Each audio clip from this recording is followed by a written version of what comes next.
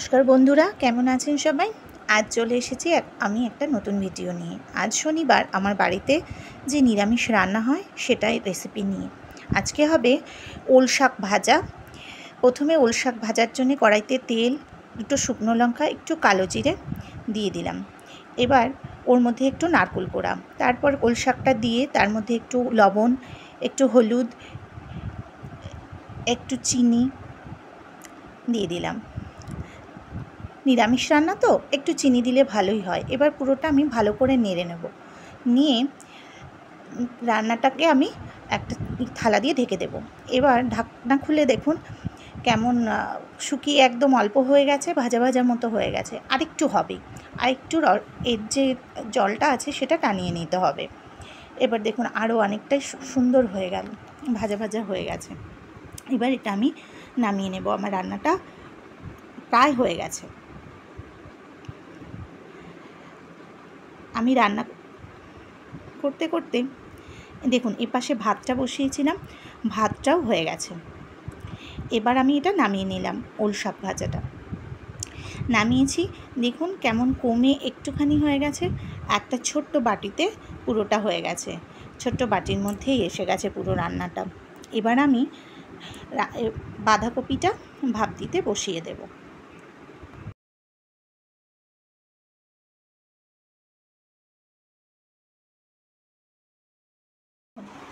বাঁধাকপিটা আমি ভাপে বসিয়েছিলাম, জল দিইনি কিন্তু তাও কতটা জল বেরিয়েছে। এটা একটু সিদ্ধ হয়ে কমও হয়ে গেছে। আর এখানে আমি সয়াবিনটা একটু সেদ্ধ করতে দিয়ে, আজকে আমাদের বাড়িতে যে রান্নাগুলো হয়েছে তার মধ্যে আমি 3টে রান্না আপনাদের সঙ্গে শেয়ার করলাম। যদি ভালো লাগে তাহলে একটু চ্যানেলটা সাবস্ক্রাইব করবেন, একটা লাইক করবেন। আর যদি কিছু বলার থাকে তাহলে প্লিজ কমেন্ট বক্সে গিয়ে একটু জানাবেন, বলবেন কিছু যদি বলার থাকে।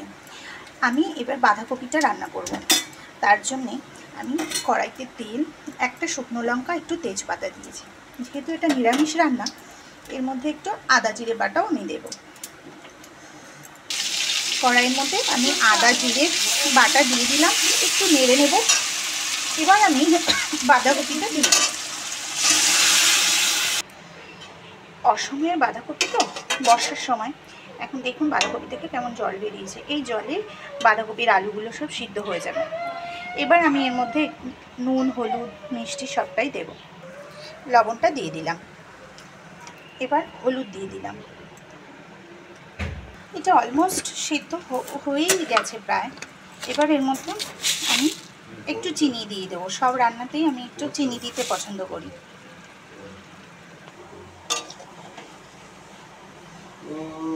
এদিকে আমার ভাতটাও হয়ে গেছে। আমি রান্না করতে করতে দেখুন আমার ছেলে আমার জন্য একটা চকলেট, একটা লজেন্স নিয়ে এসেছে। আজকে ওদের ছুটি, শনিবার। আমার ছেলে মেয়ে দুজনেই তো আজকে স্কুল ছুটি। একজন স্নান করতে গেছে আর আরেকজন আমার জন্য একটা দোকান থেকে। আমার বাঁধাকপি রান্নাটা হয়ে গেছে। এবার এর মধ্যে একটুখানি গরম মশলা দিয়ে দেবো। সামান্য একটু গরম মশলা দিয়ে দিলাম, খুব ভালো গন্ধ বেরিয়েছে।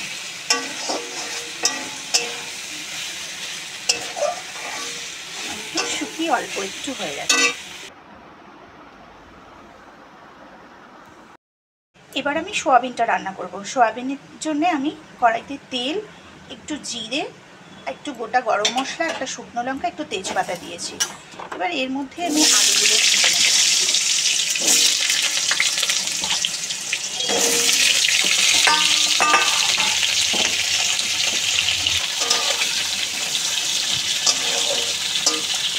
যেহেতু এটা নিরামিষ সোয়াবিন, সেই জন্য এর মধ্যে আমি একটু আদা জিরে বাটা দেবো। আমার ছেলে আমাকে যে লজেন্সটা এনে দিল তার উপরে নাম লেখা আছে তুলসী, কিন্তু লজেন্সটার ফ্লেভারটা একদম তেঁতুল, খুব টেস্ট, চকচক। আলুগুলো মোটামুটি ভাজা হয়ে গেলে এর মধ্যে আমি মশলাটা দিয়ে দেবো। আমি আদা জিরে বাটাটার মধ্যে দিয়ে দিলাম। এবার একটু ভালো করে এটাকে কষিয়ে নেব। তারপরে এর মধ্যে আমি সয়াবিনটা দিয়ে দেবো। আমার বাড়ির বাচ্চারা তো সয়াবিনটা খুব ভালোই বাসে। নিরামিষের দিন সয়াবিন, পনির। আপনাদের আপনাদের কি বাড়িতে কি বাচ্চারা সয়াবিন পছন্দ করে? করলে জানাবেন নিশ্চয়ই। মশলাটা কষানো হয়ে গেছে, তেল ছাড়তে শুরু করেছে দেখুন। এবার আমি এর মধ্যে সয়াবিনটা দিয়ে আবার কিছুক্ষণ নাড়াচাড়া করব। সয়াবিনটা দিয়ে দিলাম, দিয়ে এবার এটা আমি বেশ কিছুক্ষণ কষিয়ে রান্না করব। তারপরে এর মধ্যে আমি বাকি অন্য সমস্ত ইনগ্রেডিয়েন্টসগুলো দেব,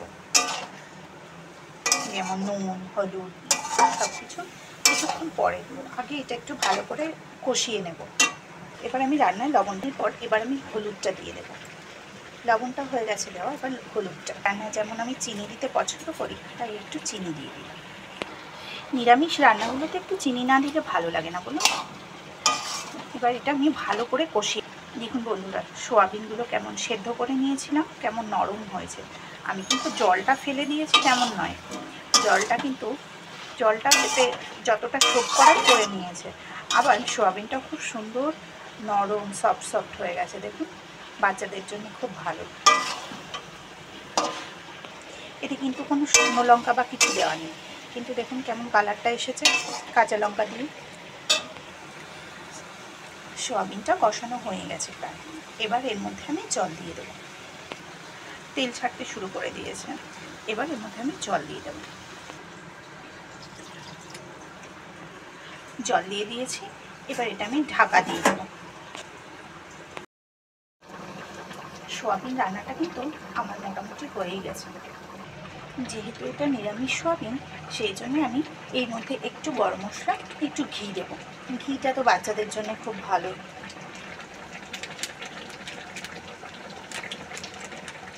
একটু গরম মশলা, একটু ঘিটা দিয়ে সুন্দর গন্ধ বেরিয়েছে। সোয়াবিনের অনেক রকমের উপকরণ আছে, অনেক ধরনের রেসিপি বানানো যায়। তো আজকে আমি এটা আপনাদের সঙ্গে শেয়ার করলাম, বাকি অন্য কোনো দিন। দেখি এখন বাচ্চাদের কেমন লাগলো। আমার রান্নাটা হয়ে গেছে, চলুন দেখি বাচ্চাদের পছন্দ হলো কি না। দেখ তো কেমন হলো। কি মা এটা? সোয়াবিন।